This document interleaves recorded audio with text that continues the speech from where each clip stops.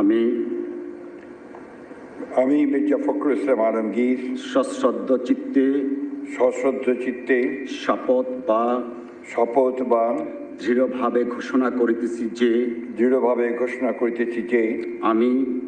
আমি আইন অনুযায়ী বাংলাদেশের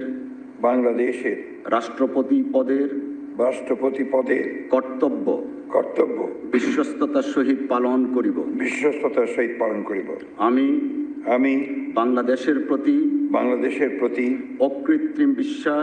অকৃত্রিম বিশ্বাস ও আনুগত্য পোষণ করিব। আমি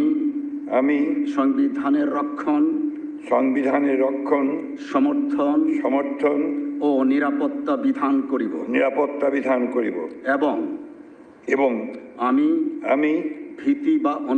ভীতি বা অনুগ্রহ অনুরাগ বা বিরাগের বশবর্তী না হইয়া সকলের প্রতি আইন অনুযায়ী যথাবিহিত আচরণ করিব। ধন্যবাদ।